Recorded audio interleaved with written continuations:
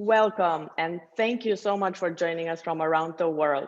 My name is Ingrid Vasiliou-Feltas, and I currently serve as a senator for the WBAF, as well as Secretary General of the Global Startup Committee. It is my distinct honor to moderate this virtual roundtable, which was organized by our WBAF Global Startup Committee as part of a series that aims to address the impact of COVID-19 on the entrepreneurship ecosystem. This series will cover the most frequent challenges encountered by business owners worldwide and that we identified during the recently published Global Startup Survey, which we ran, and those were funding, demand, and workforce. Our focus for today's event is to address the changing landscape of funding options during this economic downturn. And we're very grateful to all our guest speakers and panelists, not only for participating, but also sharing their valuable expertise today with us. Before we proceed with the introductions of our guests, I just wanted to take a brief moment to also thank our executive chairman, Mr. Beybar Zaltuntaş, for his visionary leadership during this pandemic and for his unwavering support, nonstop, 24 hours a day, I would say, for organizing all our events. And now, it's my great pleasure to introduce you to our guest speakers. First, Professor Inderjit Singh, who is the president of the WBAF Global Startup Committee and board member of the World Business Angel Investment Forum. He has also kindly agreed to provide our introductory remarks today. And Dr. Paul Doheny, rector of our WBAF Business School, who will provide the closing remarks right after our panel discussion. And of course, I would like now to introduce our three guest panelists, Dr. Alex Lin, who is the Deputy CEO of Intuitive, Nanyang Technological University. He's joining us from Singapore, and we appreciate you being awake, like Professor Singh at midnight. And then Mutasem Mismar, who is an advisor for IFC World Bank Group. He's joining us from Jordan. And Mondar Kanfir, advisory board member, AM Acceleration Station F, joining us from France. Thank you again, a warm welcome to all of you, and looking forward to a highly interactive panel discussion on the most hot topic that all business owners are worried about, which is funding. And before we proceed with the panel discussion, though, I wanted to allow Professor Inderjit Singh to allow us to share his introductory remarks. Professor Singh, the floor is yours. Thank you, Ingrid. I want to thank everyone for joining us today, and especially our panelists and Dr. Paul Doheny. And thank you, Ingrid, for chairing this and moderating the session. In response to the COVID thing that hit all of us around the world, the Startup Committee of the WBAF decided to conduct a global survey on how the COVID is impacting the startup community. And we had a very good response, getting response from 88 countries around the world, and quite a substantial number of people responded.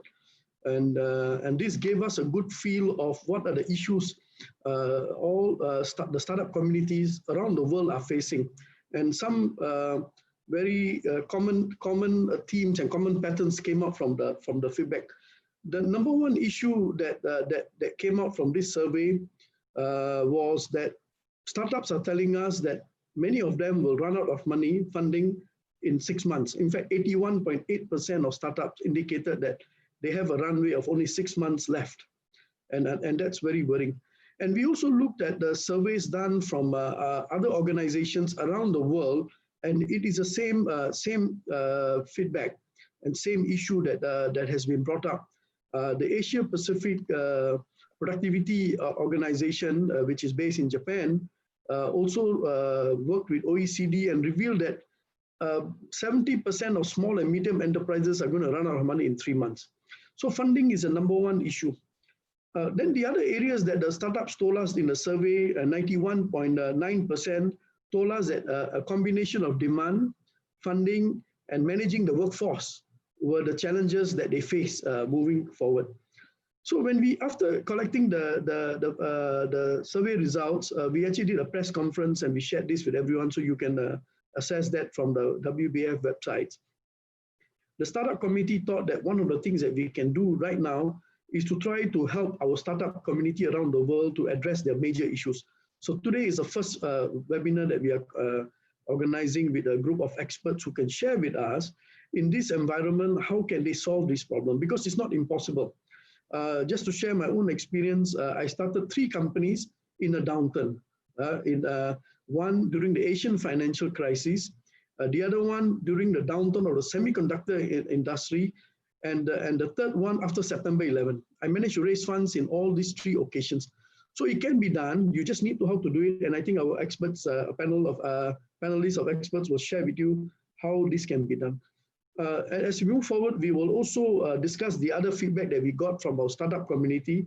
That's got to do with demand, which means, they need to do business transformation, pivot their businesses to look for new demand, and then how to manage the workforce, legal issues, and so on. So the startup community will come back and do all of those things.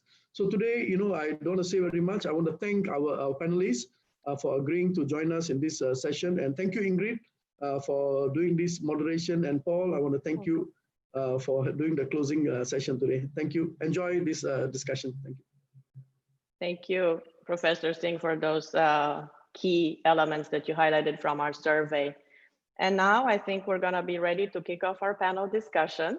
As probably most of our audience is aware, lately the IMF and the World Economic Forum have published several reports that highlighted significant impact of the pandemic across all industries and across all markets. And I wanted to maybe start off our round with each one of you sharing your expertise from your specific industry and then from your geographic region, if you can highlight what you identify as the major issues in terms of funding solutions for our business owners. Maybe Dr. Lin, would you be able to start this round for us? Sure. Okay. Thank you, Ingrid. Thank you, everybody, for this opportunity to share what we have experienced.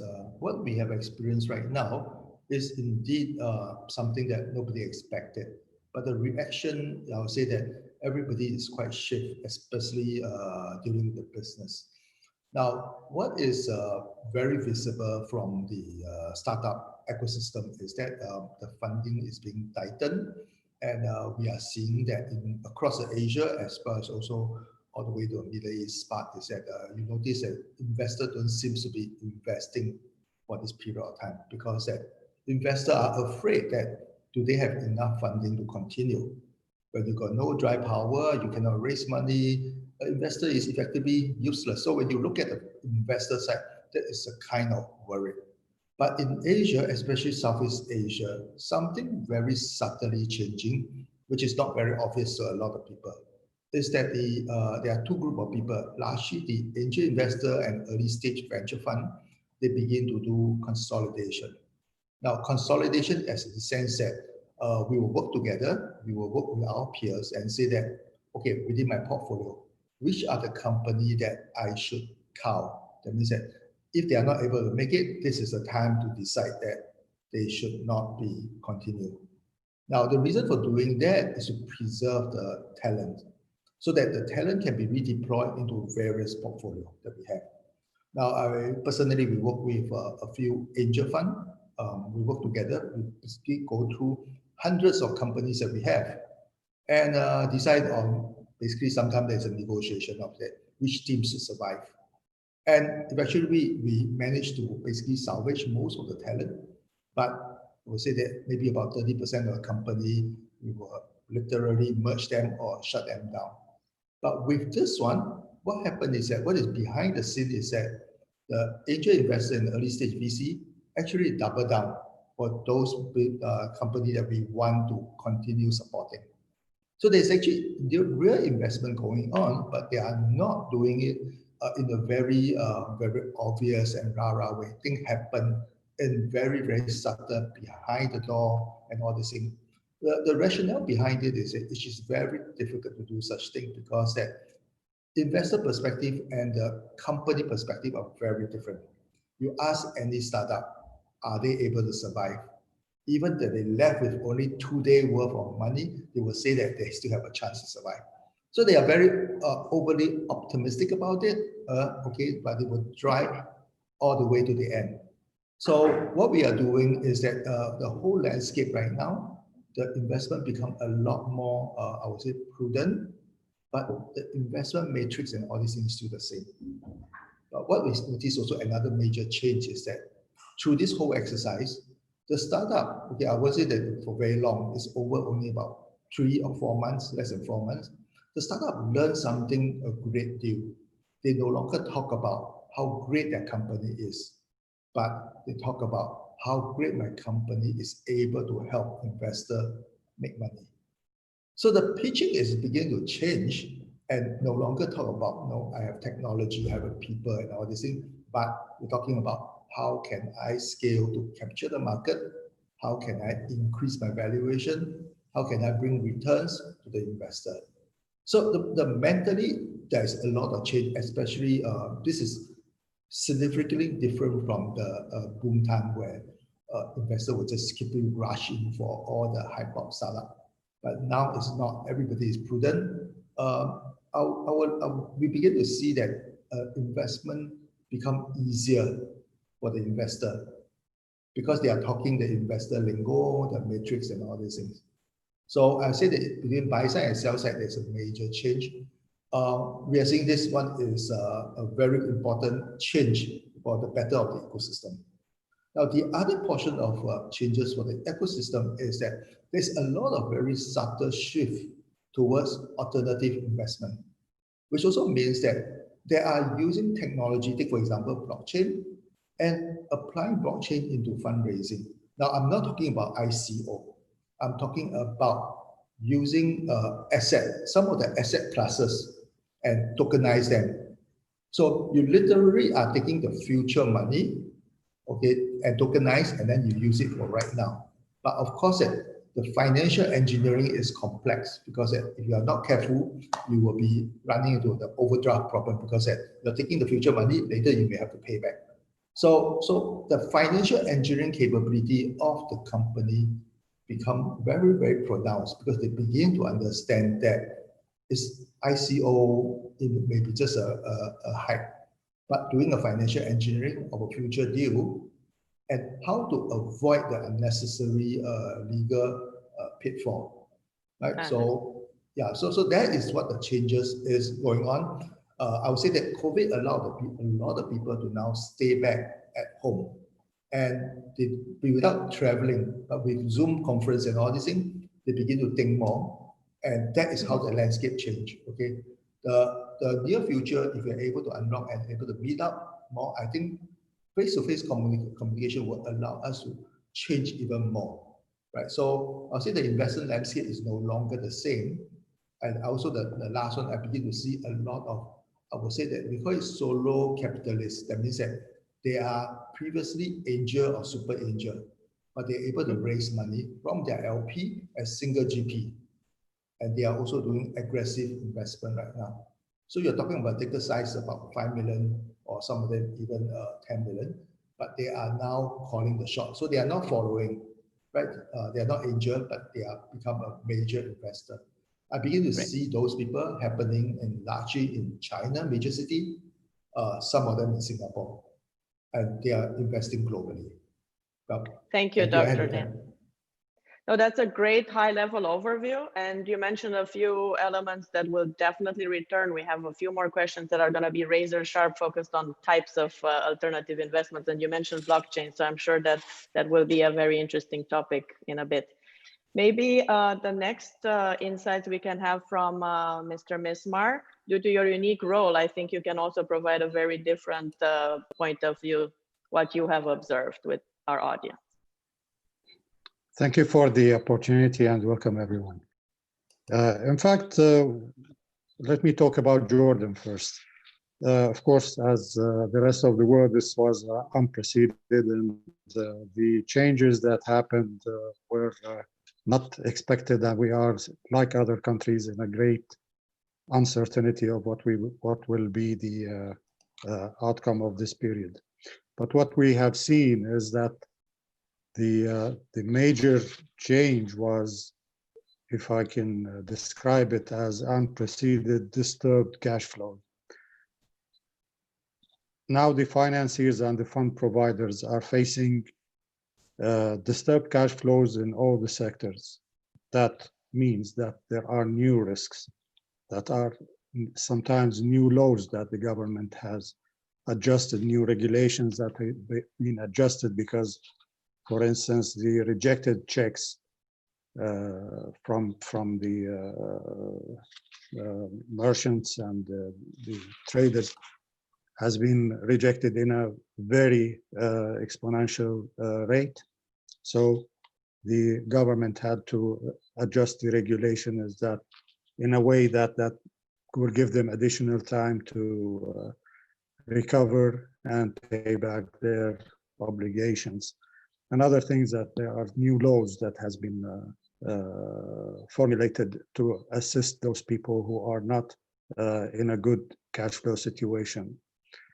Other risks like the market risk has been changed. It's unprecedented.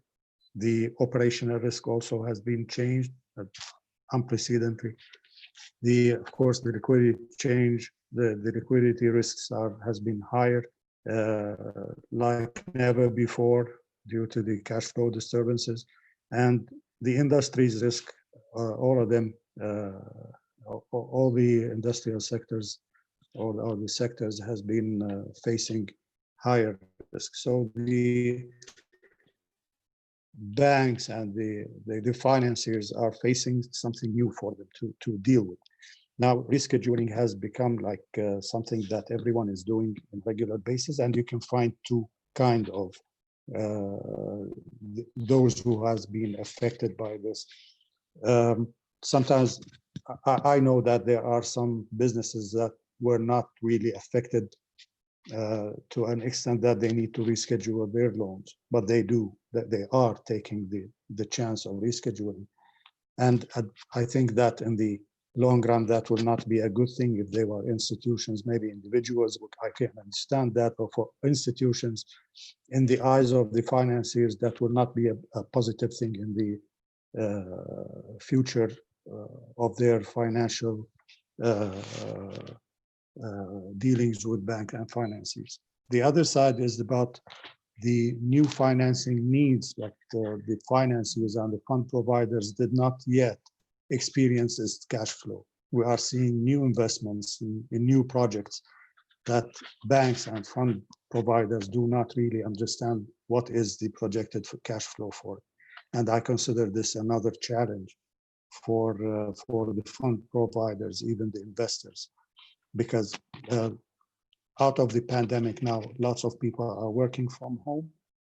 In addition to, lots of people are trying to make new projects that speaks to the technological evolution that we are seeing, and investing in technology and new things, new ideas are coming out that you as a financer do not really know what is the cash flow. Even you don't know the market size for it. And this is putting all of us in an uncertainty towards what is the risk really we are facing. So I see that we still need to understand what is the future coming with, and what will be the cash flow for those who are scheduled, for those who are facing cash flow disturbances, and for those who are investing in new ideas, and we don't know what cash flow and what market size do they have now. So we stand here like just trying to understand, trying to dig deeper in order to see what the future is coming with, in order to find the right financing solutions, and the right risk appetite, and the right regulations, and the right laws that can really go on with a country like Jordan. And I don't think that Jordan is the only case of that. I think that will apply everywhere in the world. Yeah, thank you. Do you want to make a comment also about your expertise from a global perspective? I know you shared Jordan, but maybe a few comments on what you think globally. Yeah, well, I see that the balance globally is not so promising, and it is also in a uncertainty stage. We cannot really divide the political balance from the economical balance. Therefore, I see that we need to wait and see where the world is going, where the balances are going. Still, it's uncertain. We are really uncertain. At the other side, we need to focus on those who are severely affected, especially we are talking about poverty that is going high, the employment rates are going high, and figure out what are we going to do about that. From where I stand for IFC, for instance, we are supporting the critical industries such as manufacturing, agriculture, services, healthcare. The trade flowing in the world is actually disturbed as well. And also IFC as a international body is supporting this out of its commitment. The working capital all over the world needs to be supported. And finally, I would say that the trade liquidity all over the world also needs to be supported. What I see a point of view here, from my point of view here, is that there should be globally, there should be a focus on the trade finance. So to make the trade flow easier and to get over the obstacles that we are facing, all of us now. Great, thank you so much for your insight. And now I would love to hear, and I'm sure our audience as well, from Mr. Hamfier. Maybe you can provide your opinions about the market that you know best, and then also from your industry perspective. I think it would be nice for our audience to hear a variety of insights. Thank you, Ingrid, and hello to everyone. Just to confirm what my friend Motasem said, if you look down Paris today, you will see a lot of hotels and restaurants closed in the center of Paris. So you can imagine that those businesses were not able to reopen after the lockdown. So obviously the losses there and the shortage of liquidities and cash is a very big issue for many small businesses. Okay, so maybe to clarify the situation, as positions in a startup campus where there is more than 1,000 startups, I can share with you some insights. The first insight is about the context. We should not confuse between uncertainty and risk. Those are, of course, correlated, but uncertainty is what we are living today. This is our now, I think, way of living. We have to integrate uncertainty. We are not able to predict more than few weeks today, sometimes even more than few days.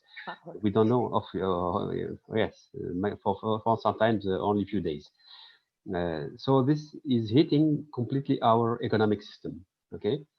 And the risk is the way we behave is correlated with our behavior. The way we tackle that uncertainty produce a higher or less higher, let's say, risk. So this is very important to understand. So that is related with the uncertainty and not without risk. Risk is a consequence of the way we cope with okay. So why I say that? Because I noticed the behavior of some investors. Obviously, they have to review their thesis of investment. The investment theses are completely now outdated before the COVID, and they should integrate the COVID-19 in their perspective and business plan and their strategies, their portfolio strategies. And just to make an example, very simple example to everyone, if a startup is facing a shortage of cash, of liquidities, and the investor and the business now could be more or less sound, the business model could be more or less sound. If the investors decide to not support the startup, it will increase the risk in of the other parameters, because the shortage of cash is now a very, very big issue, and this is I can say the sentence of life or death for any company or a startup. Okay, so how an investor should behave to better master the risk? First of all, not to focus only on the asset, or usually the class of assets. We think about the sectorial focus or the regional focus, sometimes the gender. All these are old stories, because any startup could have included in its business model what we call the COVID-19 offering, and this is what is happening today. You can be in the agriculture and have a COVID-19 offering. You will be in the fintech and have a COVID-19 offering. So the COVID-19, this kind of, let's say, new way of tackling the market is there in all the business models. Now, to maybe to explain what will be happening in terms of changes, what are the rules changes coming, I would like to redefine or remind the definition of an ecosystem. What is an entrepreneurial ecosystem or a startup or innovation ecosystem? Or those concepts are very, very similar. It's not exactly the same, but we can consider them globally very close. An entrepreneur schematically could be modeled as three spheres interacting together. The first sphere is the market or the risk. It's there where the risk occurs. It's where the risk is. The risk is the business. And in Arabic, risk is an Arabic word. So the probability to gain after putting a cash or a capital in the table. So it has been transferred into the negative probability way, but it's the same concept, you know, than in the past. So the risk is in the one sphere.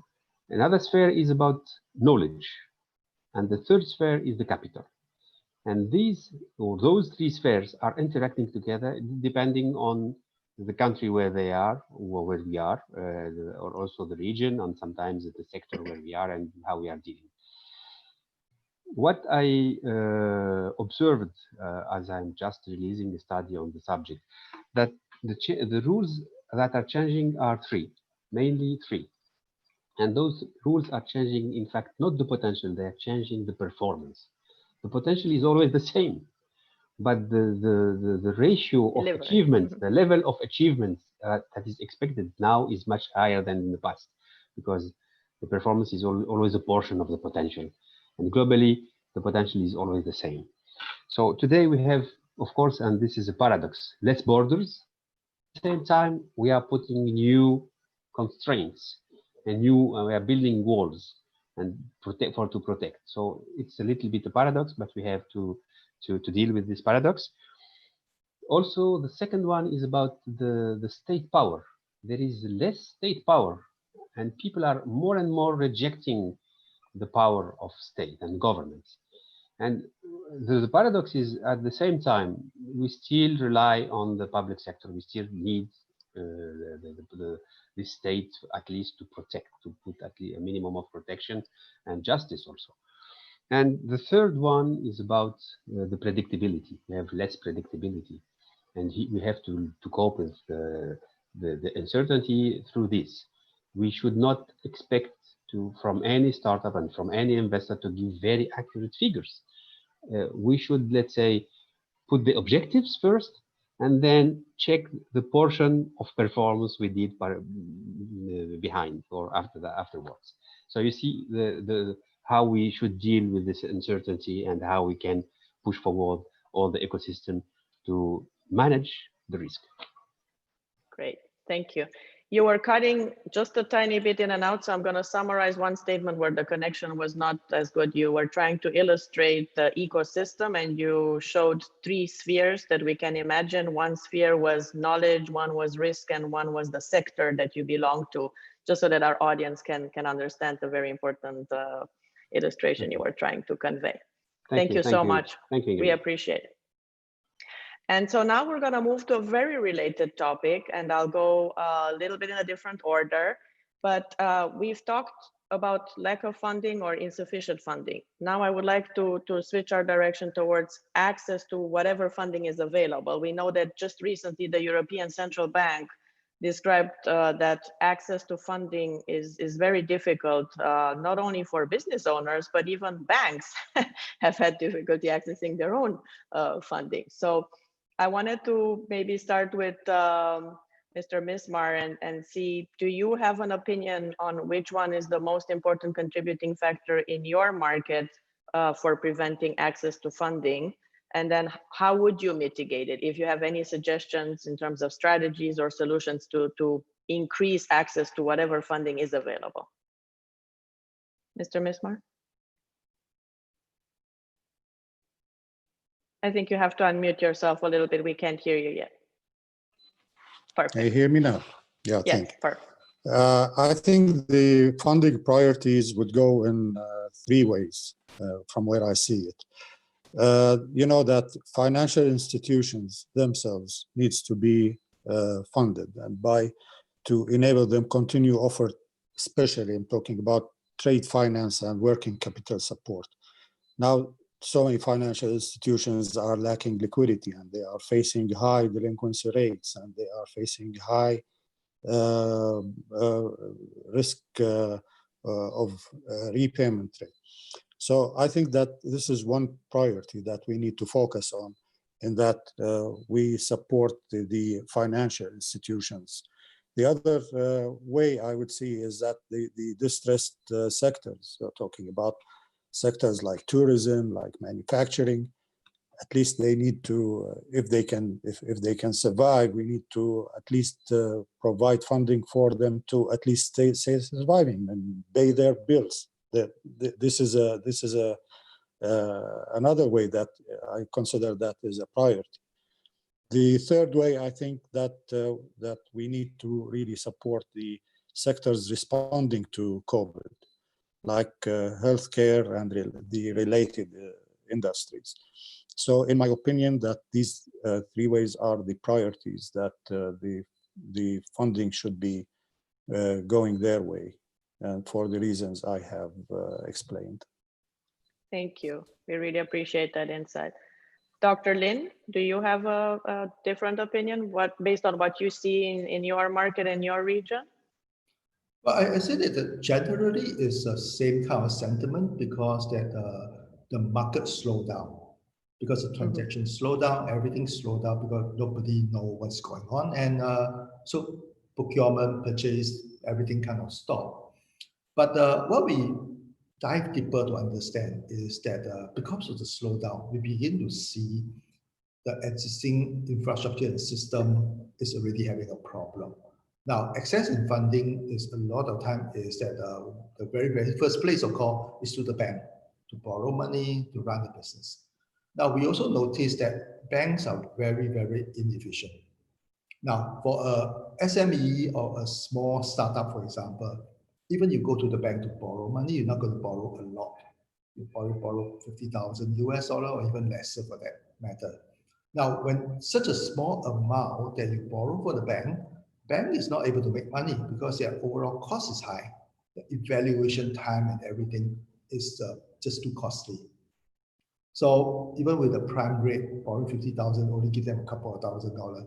So the bank is not interested to lend the money, regardless of how credible you are. And that is actually the fundamental issue that's not being communicated. So a lot of time the bank will explain by saying that, oh, you're not credit worthy. But the underlying meaning is that this is not you're not credit worthy, but it's that the bank can't make much money from you. And so the thing stopped. So the very first thing to solve right now for this particular situation is that you have to see how you can improve the bank efficiency.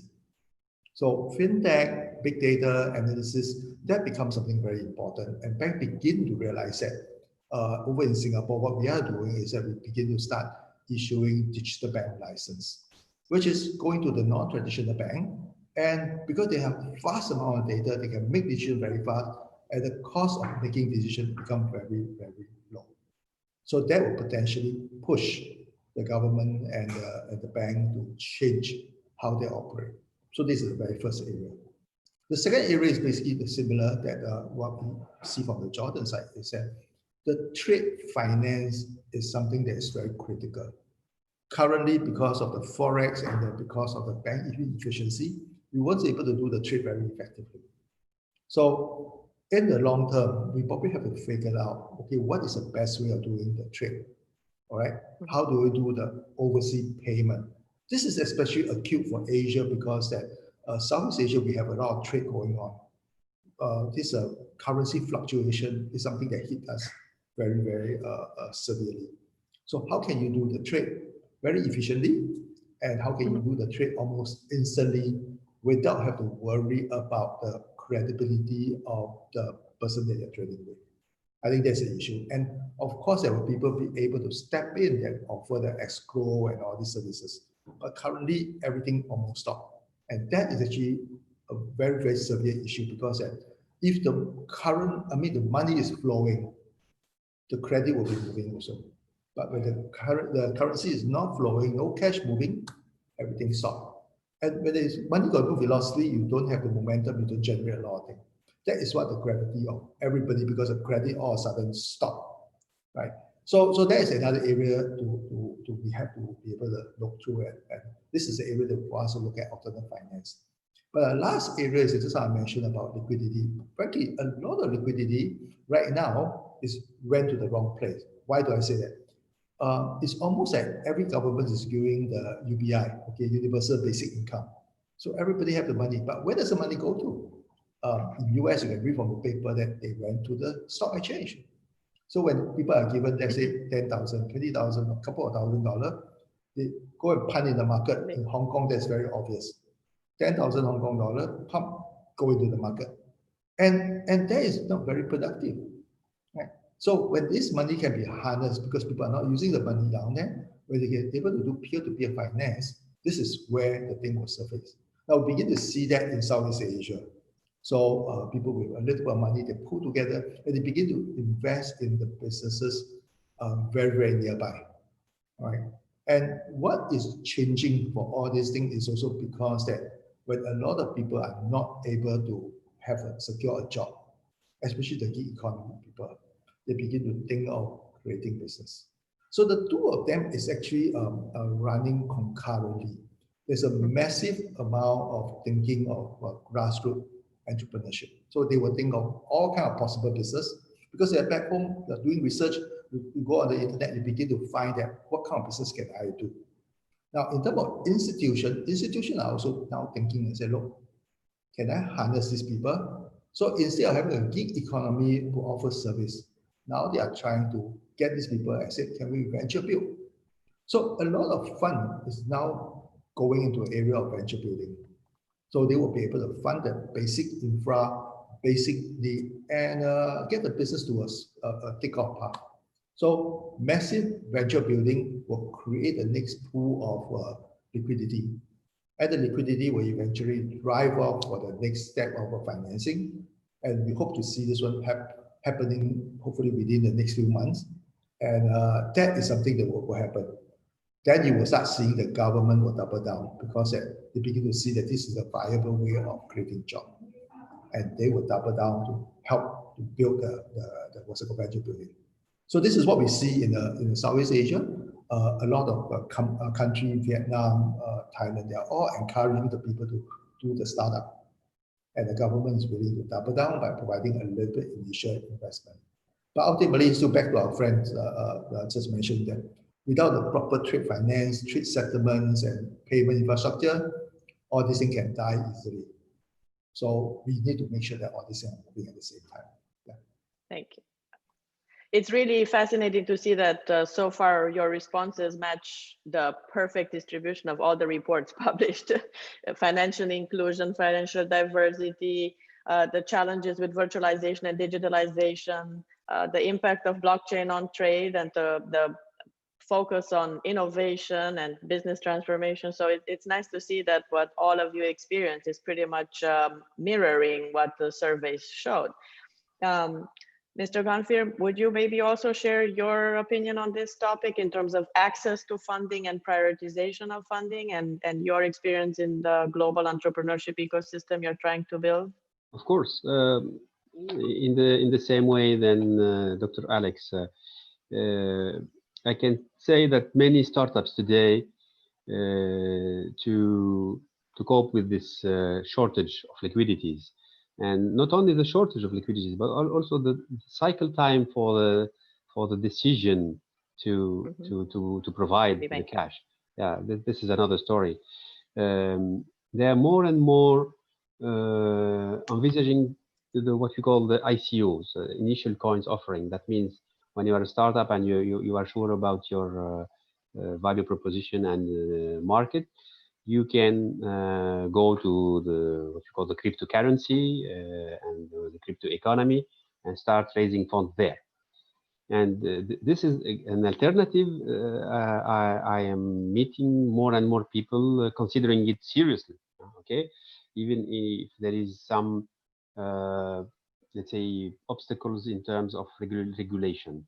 You can, for instance, do it in Luxembourg easily because they have a global framework which is exhaustive and very well, let's say, explicit and favorable to that. In France, you still need some authorization, so it's not very easy. And so in some countries, it is more or less easy.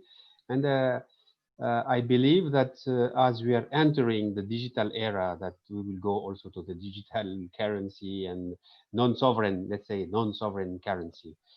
And this is not a good signal for governments, and it's not a good signal at least for the central banks, because they will lose control on the money, let's say, distribution and control. And you see, as they are today, losing the control in any case. So this will be an accelerator for the change. So I'm expecting a very, very big disruption here in terms of money as an asset and as a currency. Thank you. Just to thank you so much for sharing that insight. And I just, it's super intriguing to see the questions we're already getting from our audience. So when we're done with our panel, you'll see it's beautiful to see that even the questions mirrored the complexity that we're seeing in all our surveys worldwide. So moving on, so far we talked about the global impact of funding, the access, the challenges in prioritization of available funding. So I would like to direct your attention now to the most tough one.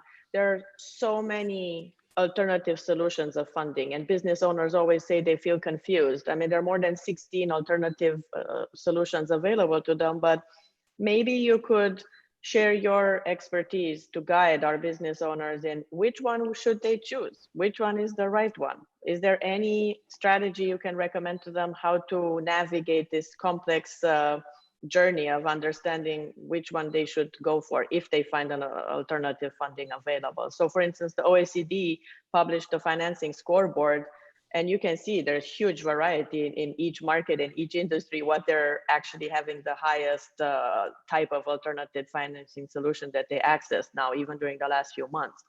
So maybe we'll start with Dr. Lin again in completing our round of opinions on this. Sure, yeah. I think it's very difficult to give what's it called, individual advice of what anybody should do in terms of seeking financing. But being an entrepreneur before, and what we usually do is very simple. We go for what we understand, and we go for what we need.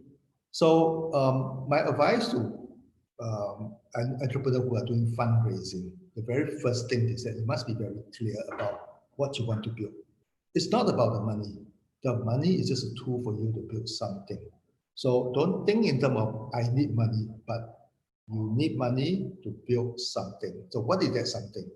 So my advice is to, even in a very general landscape, so we do conduct a fundraising 101 for our company, our portfolio company. So when you start looking at, for example, it's just looking at venture, a very traditional one.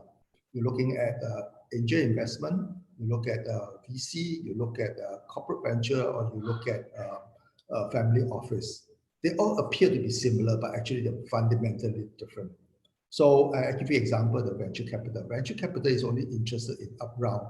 So when he invests in you, he's looking at, are you going to double or triple or 10x your revenue and user? He's not going to care whether you're profitable or not. So if you're going to build a business just to capture the market, capture the excitement, yes, VC is probably something that's relevant. But you're going to build a product, and a product that is very relevant to people and build better life, then maybe you have to look at the corporate venture. Because corporate venture is interested to look at your product. How does your product fit into my overall business? So he is not too concerned about valuation, but concerned about your ability to build something. Right. So when you start looking at another group of family office, which I'm running a family office too, is that we are looking at businesses that how can we earn dividend.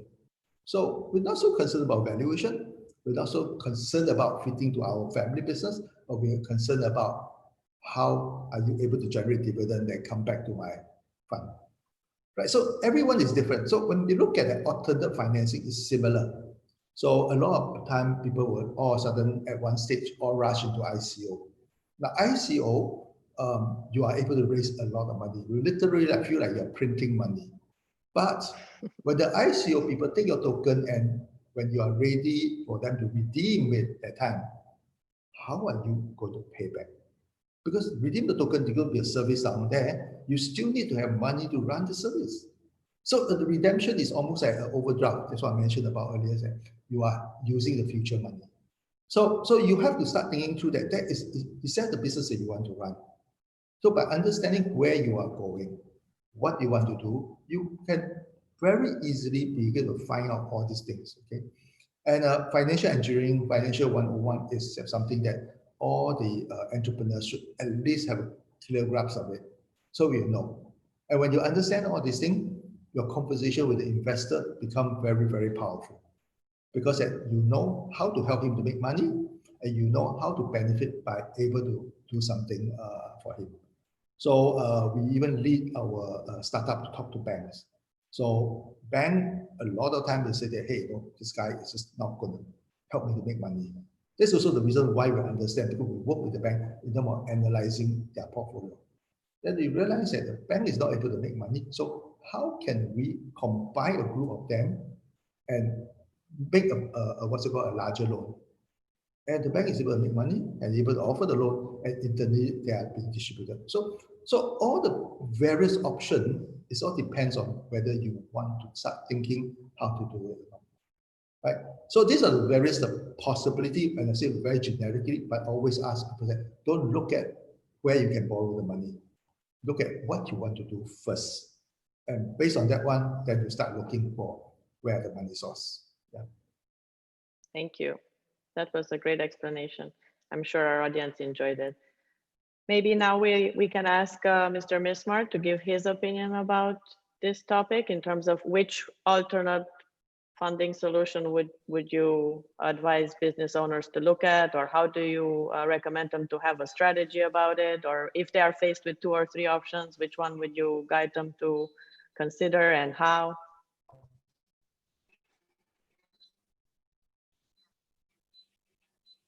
Mr. Mismar, that's your turn. The answer should be as tough as the question. Yeah, you hear me? Yes. Yeah, now we can hear you. Go ahead. Yeah, thank you. I was saying that, yeah, it's truly a tough question indeed. And I would say that finding the alternative funding source will depend on your business model and your cash flow. So if you are underserved by your banks, which is a common case these days, especially for the SMEs, we can find that the microfinance sector is scaling up and trying to serve the underserved by banks. So there is an opportunity there that you can have additional funding. And as Mr. Lin says, it's not about taking the money, it's about what do you want to do with the money and why. But still, there is a chance for you to get fund from the microfinance sector, who are really scaling up these days. Now, if you have a problem with your cash flow because you have term sales that you need to wait for the cash flow to be collected, there are some companies who are factoring the accounts receivable. Then you can go for them and factor these accounts receivable and provide quick cash for you to solve your liquidity problem.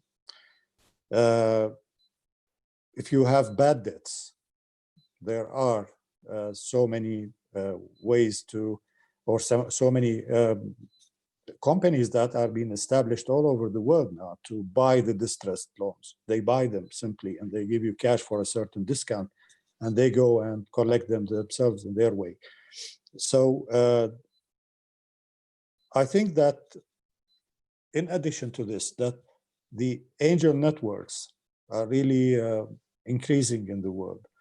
Now, talking about Jordan, now we are witnessing our first angel network that is meant to be a successful one. It's called Beyond Capital, and it is newly established, and we are really looking forward for the investments that these angel investments will be doing in Jordan, and it is supported by international bodies.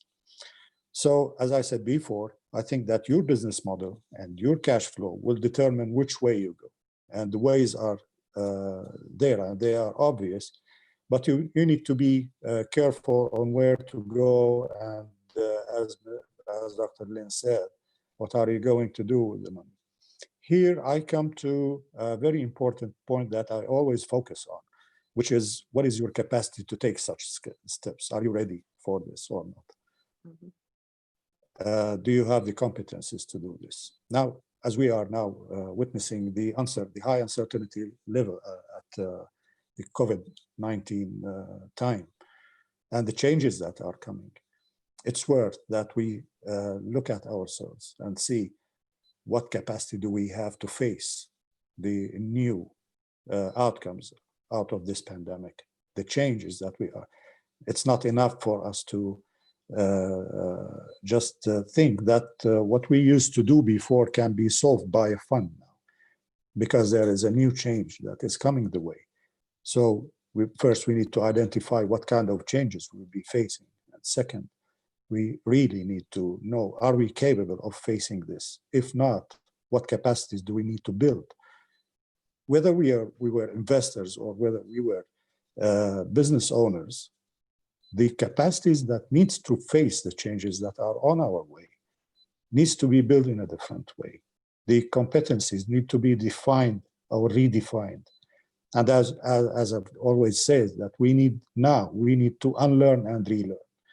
And we need to upskill and reskill. We need to enable and re-able, these three things, which I think that is a very important thing for everyone, whether you were a fund provider or you were an investor or you were a business owner, that you need to really think where you are standing now before moving to the next stage, so you can be capable of taking the right step toward a real success, or be at least a survivor.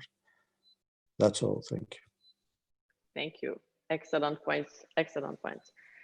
Maybe Mr. Hanfir, you can share your thoughts too on the alternative funding options, and if you have any advice for our business owners, how to approach even that decision-making process. For sure. But before that, I would like to share with you my thoughts about this current situation. Even before the COVID-19, we are in the innovation ecosystem globally, in a way, in a sort of Ponzi pyramid. We over-invested in different directions and in different startups. And what was amazing is the capacity of investors to follow the growth and the scalability, but never reach for most of the startups. Even if you check the unicorns, they are not profitable. So obviously there is many reasons how to explain that that phenomenon, but let's jump over that. As we are talking about the future, I think the best way to raise funds for a startup is to get it from its customers. Of course, they will need investors. Here, I join my colleagues about the role of the early stage investment and the business angel investment and so on. This is crucial. But in these stages, the early stage, the pre-seed, the angel investor or the seed investor is giving more than money. He's giving his time, his expertise, his network, his knowledge. He's sharing more than money, and this is very determinant in the success of the startup. So when you are small or the startup starts obviously small, look at the right fit with the investors and the angel investors or the VC or seed investors who can bring you more than the money, because you need more than money. And from there, look to your customers, and they should be your financier. They should fund your startup, fund your growth. If you have this in your mind, you will meet the success. Thank you. These were excellent insights, and I certainly hope our audience found them as interesting as I did. I want to thank you again, and be ready because we have a lot of questions in our chat function. So now we're going to proceed to our closing remarks by Dr. Doueihi. And again, I wanted to thank you for sharing very important key factors that we've seen published by multiple institutions over the last few months. So I think you all share exactly the same expertise and opinions that many business owners are encountering in the current economic environment. So without further ado, Dr. Paul Doueihi, please proceed with your closing remarks, and then we'll go to our Q&A right after. Thanks, Ingrid. I'll give some time for Ingrid to integrate some of these Q&A questions, and there's also some that came through the comments. I would like to start, obviously, first of all, I'd like to thank Alex and Mundir and Mu'tasim for their contributions to this panel discussion. And in fact, you have given an interesting global outlook that covers the places that you work, the regions with their peculiarities. And also, you have also introduced some interesting, let me say, new ideas that some perhaps of the audience maybe were not considering. And what could be helpful for the next round of discussion now under the Q&A is to perhaps encourage you, maybe in your closing statements also yourselves, to maybe articulate your suggestions, let me say, in the following manner, so it can be more helpful to specific people. What is interesting, I think, now in this period of this coronavirus is that clearly there are sectors or activities that are directly impacted and will be impacted for some time. It's not just going to be for a short period because of the nature of the coronavirus, right? So if you are doing something that is in the hospitality area, or you know exactly what I mean. Obviously, there, the companies need to rethink what they're doing, and they may need more money, or maybe they should be change their business model. So let's get that out of the way. Now, for the rest of us, which is the majority of companies, are not in that situation. Now, they also face a unique opportunity, which perhaps I can prod you to expand on the things you've just mentioned on the financing side. That given that return on money now is so low, okay? It's coming down so much, whether you are in the equities, if you're in bonds, in any form, if you're in mezzanine, if you're in any form of financing, the returns are coming down. And in addition, venture expected return, some of you mentioned, for example, dividends and so on, especially for SMEs, for that type of situation, may be another form of financing, which is a form of quote unquote near debt type financing, but private, not from banks. You also mentioned some of that yourself. In other words, frankly, all companies need to take any money they can get, right? But they have a lot of choices.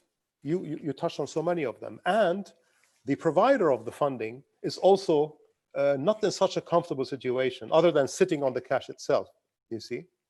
And that is the opportunity in itself, you see?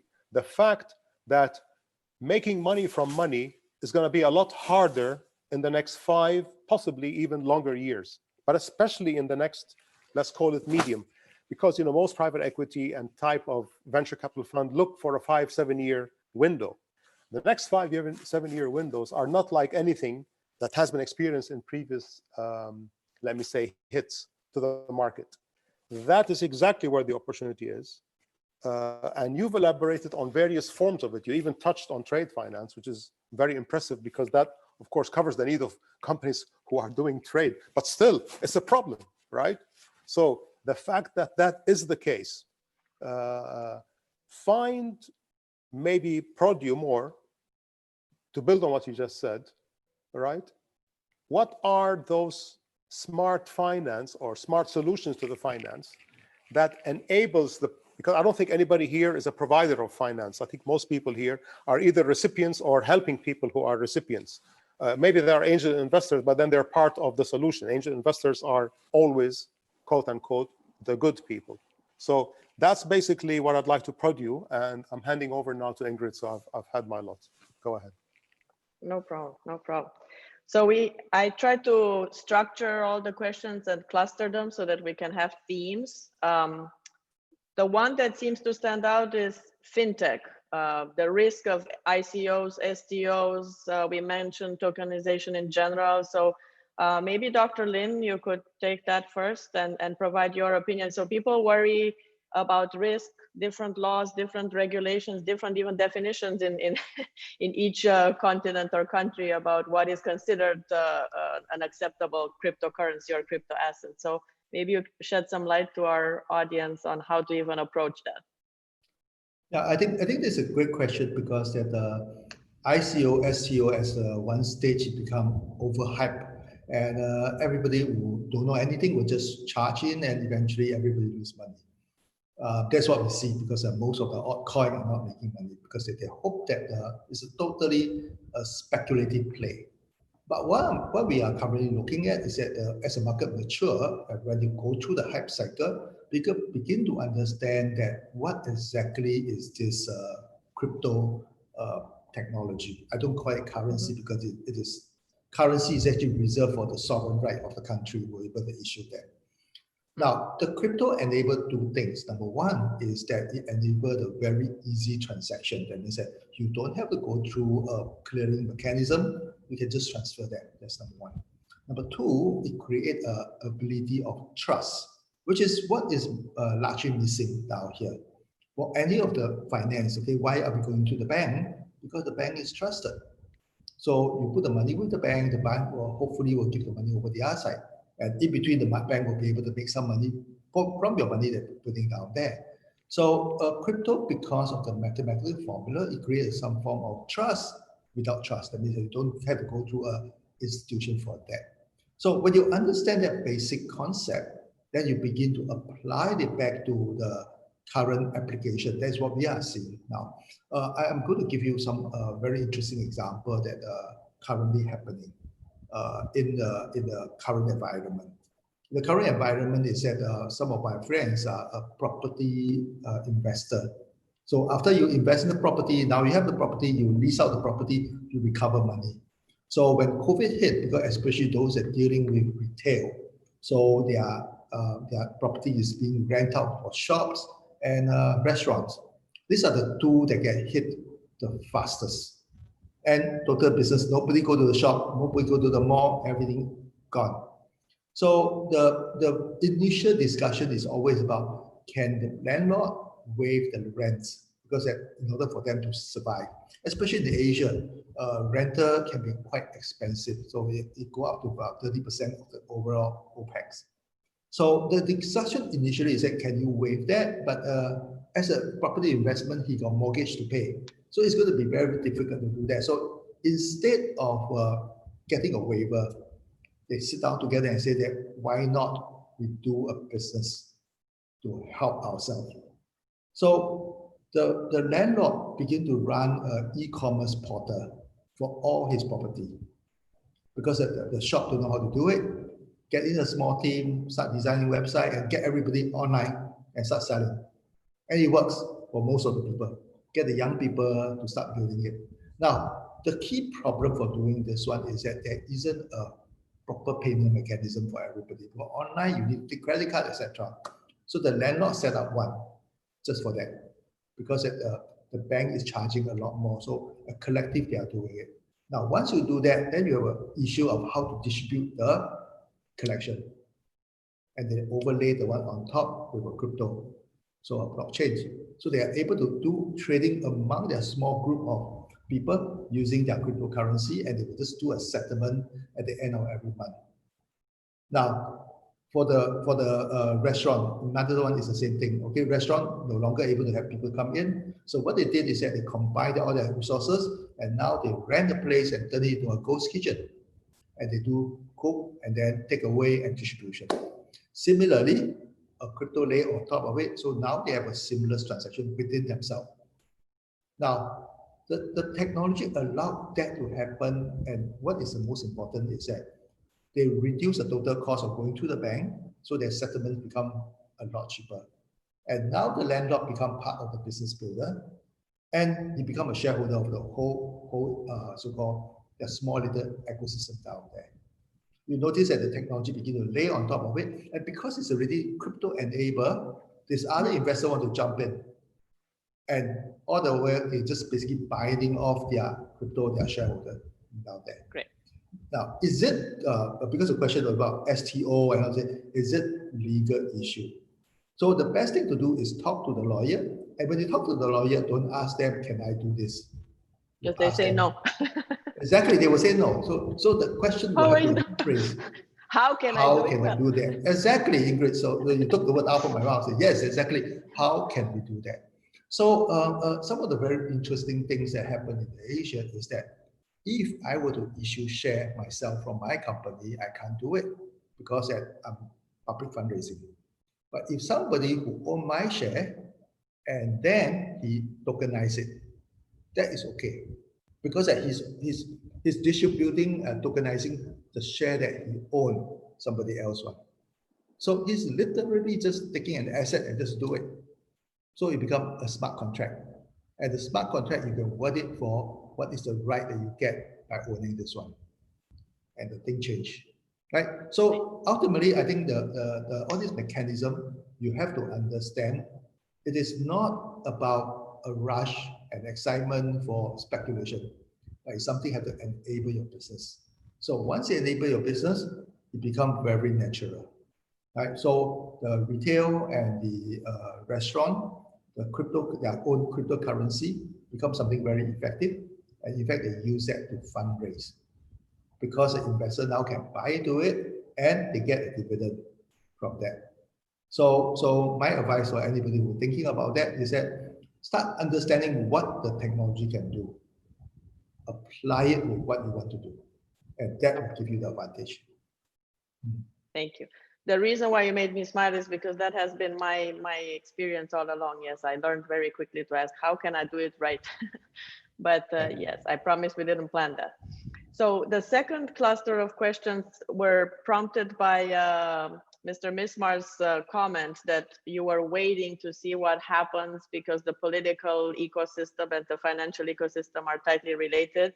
So we had a flurry of questions that wanted to ask you to please address what are the negatives of waiting too long, right? And that's in a way going backwards or even more risk if you don't make decisions at the right time. And then second, maybe we can have all panelists quickly weigh in like a rapid fire round robin after on how long you think this impact on the financing situation will last due to COVID. So Mr. Mismar, I'll give you the opportunity because that was addressed specifically to you. Thank you. Oh, I'm not saying that we need to wait forever. We just need to wait and be reactive, actually. So it is not about just waiting. It's about having a vision of what is going on and where it will lead. And this is why I was talking about building the capacity. So it is very important for everyone to see where he is now and where he wants to be and what to do in between these two dots. So it's never about just waiting. You need to see what's happening and build your capacity in order to be reactive on whatever change is coming. I don't say that the change it is something that we can really predict, but we can have an idea about it. Now we were talking about digitizing and all that. There is a generation who is already born with the mobiles on their hands, which is not my generation. I have to learn, but there is a generation which is ready to learn faster than I do. So these are through the past 10 years, a lot of changes has happened. It was for me something to learn. It was for them something they were born with. So what we need to do now depends on which area we are and and what we have really experienced throughout maybe the past 10 years. If you were born with a mobile device on your hand, it will be easy for you to read what's coming. But if you are in my age, you need to relearn. This is what I'm talking about. Unlearning what I know, relearning what's coming. And therefore, you will be knowing how long you will be waiting. At the end, it will depend on you how much you will be waiting.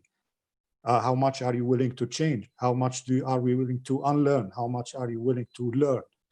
So everyone and every business owner and every individual will have his own experience in waiting.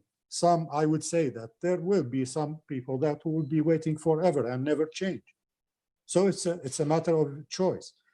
For the second part of your question, for how do you see the recovery period? Yeah, well, according to what I have seen, depending on the cash flow, and after the reschedulings that has been done in the banking sector and in the finance and microfinance sector and others, the market pulse said 5 months, but this is only an estimation. We do not guarantee that it is 5 months. It will depend on how it's going on. But what we witness and the evidences we have, it's telling us 5 months. So humbly, I say 5 months, but I wouldn't say that it is 5 months. We're still uncertain about this. Thank you so much. I appreciate it. Mr. Hamfir, maybe you can weigh in also, if you had to say one number, how long it lasts, and then I will direct another question that came in for you. Okay, not sure to have a guess over that, because I'm focusing only on one specific class of assets, which is the future industry class of assets. So startups with hardware, and those usually they are in different situations. They can raise funds directly from banks also, and today the problem with banks, the loans are with zero interest or very close to zero. It's better to raise funds from banks rather from private equity. You don't lose your capital shares, and you have money for almost free. The challenge is to find the bank who can give you the loan. That's the point. So as in France, the situation is, let's say, quite flexible with the BPI. I don't know if you know the story of BPI, which is a state-owned bank for innovators and for startups, and they are offering a lot of facilities and credits, okay, to startups. So the situation in France is a little bit different from that perspective. Great. Thank you so much. Can I just interject? Please. Yeah, I think that what I picked up actually from Mu'tasim's point about waiting, I think people should not misread what that statement means. Let me give you a very simple example. If you are a money source, would you wait or not? Because you are looking at it only from the recipient of money. But if you are a money source, it means you're thinking of investing. Would you wait or should you try to jump a bit? That's important, right? And what will make you do that, the recipient needs to convince you. On the other hand, if you are a potential recipient of funding and you are in an uncertain gap with limited funding sources, then actually waiting may be a very smart move, which basically means freeze for 3 months, you see? And always remember, doing nothing is a strategy, but not forever, obviously, but it says right now, doing anything is something that's not gonna work for me. So the next 1 month, 2 months, I'm just freezing, you understand what I'm, so this is always an option. And I think that's what he meant. It may have looked like procrastinate. I don't think that's what he meant. So, Great point. Thank you, Dr. Paul. Thank you for clarifying. Of course, my talk was about all the sides that are waiting, whether they are funders or people who are looking for funds. So you have clarified the point very perfectly. Thank you. But I think what I also hear from all of you is that a careful analysis, market analysis, risk analysis, and the industry that you're in and the types of funds you're gonna look for are gonna decide all this, right? So waiting can be a strategy, or sometimes you might have to act really quick depending on all these factors. Great. You know what, let me say something here also. You know, supposing you are a company, and I've witnessed that exactly in the last 3 months, one of the companies that we are working on, witnessed exactly that. And where basically my suggestion to them was to freeze. For example, around half of the team will actually literally do nothing because they can't do anything useful. And the other half will have to do something, you see? But that something is good for the lot. If you can't afford the cost, you need to remove people. But the idea was, so freezing, instead of exhausting yourself in trying to get the money, which you can't get in this period, led to that. I said, stop it, shut down. That's it, shut down conversation, I mean. And you need to now strategically wait. And I think that's the point he's making. A strategic wait may be very important at certain times. And the same problem is with the money source, you see. And I also face that. I have people with money source looking at things and they're telling me, I want to wait right now. And I'm trying to convince them, you shouldn't wait, not for this one. You see what I'm saying? So this is really, really, I think he raised a very profound point, which very few people see. You know, for many people, doing nothing is a bad option. I'm just saying it is an option. That's what I'm saying. I'm not saying it's a good one, but sometimes it may be a very good one. Great. Yeah, it sparked a lot of interest, so that's good. That's what we wanted, a highly engaging discussion. Mr. Hamfir, there was one more question I meant to address to you regarding types of new rules and regulations and even how classes of assets and funds are currently described and defined. Would you want to comment on that, please? Yes, I will try. Maybe I can start by saying that COVID-19 is forcing venture investors and private equity to ditch their usual scripts. They will need to integrate more technology. So if they don't do it, they will lose market opportunities in terms of investment. They have also to think about their social responsibility too, and some ethical issues. You know, we remember what happened in the United States with the movement Black Lives Matter. You know, so we are discovering that there is part of the population which is not really in the radar of the investors. So it's not good to work in a closed ecosystem. Here we have to open the global. We come back to the global ecosystem. We have to be more open to opportunities all over the world. And this is what I said: one change, big change, less borders in the economy and probably in the investment. And how to deal also with working remote. Today, one issue is about, let's say, the board meetings in remote with no people there in the physical room, no signature, and so on. So this is also changes that will impact our way of working and also the regulation. Do you think a general assembly could be done, you know, for a public company without having the shareholders there? Is it legal to make it in without physical place? All this should be considered, and I think we need several reforms to adapt regulation to this let's say new era, the digital era. Thank you. So we're nearing the end of our event today. I thought maybe we can end on a positive note because we talked only about tough things today. So maybe each one of you can say one sentence, one word of advice, or maybe hope for new entrepreneurs that are in the middle of starting their enterprise and their venture right now. Dr. Lin, maybe you're starting with our closing statements. Yes, yeah, thank you very much. If anybody were to just remember one thing, that you have to remember that your role, whether you are a funder or recipient, is going to be very blurred, because a funder will need to also work on the business as well as a recipient working on his business. Ultimately, that we are together and working toward going forward. Exactly like what Hanfia just now mentioned about it, is that the best money comes from the customer, not necessarily just one investor. But we're all working together. We are all stakeholders. We're going to build together. Thank you. And Mr. Mismar, one more word of advice and encouragement, maybe? You're on mute. Very short word. It's just, it is deep enough. It just need to be understood again and again. And I always say, this time is to unlearn, relearn, unlearn, relearn, upskill, reskill, enable, re-able.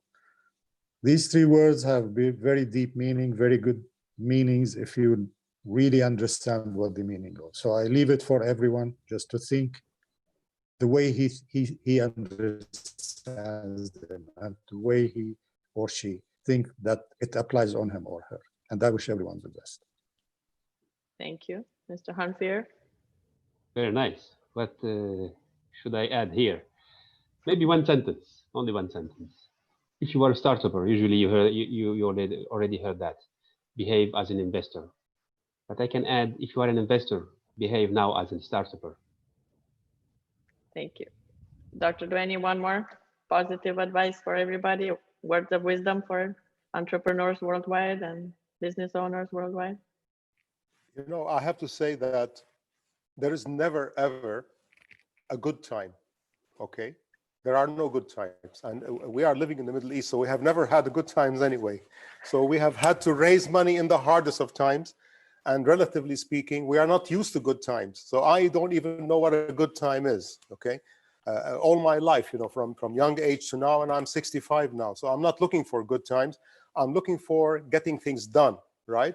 So the one advice I give to people, there's no, you know, like waiting or don't wait. Or the key thing here is that if you need help, ask for help.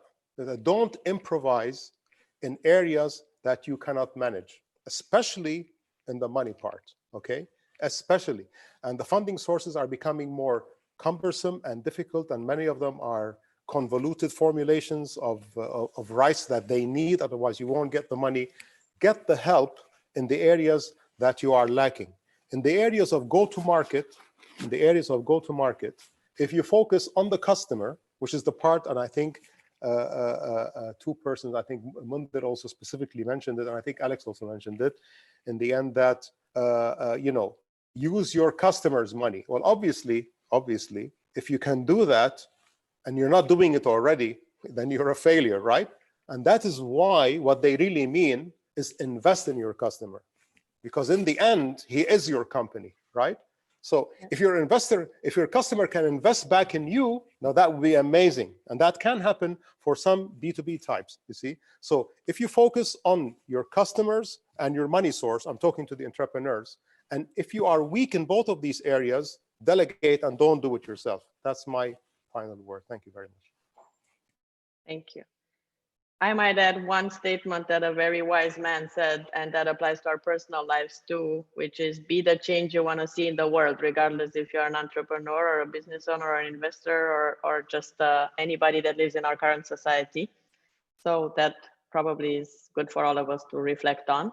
And we're going to close in a minute. I just wanted to remind everybody, if someone did not have the chance to join our live event today, please check us out on social media. The whole recording will be made available to you just in a few minutes after we conclude. And also, please be on the lookout for communications from our WBAF office and on our website, because we will have a series of events, and the following ones will be also on very hot topics that all of you identified during our survey, such as legal challenges, workforce challenges, assessing demand, pivoting your business structure. So we have a good few months coming ahead where we're trying to address all these issues with experts like we had today.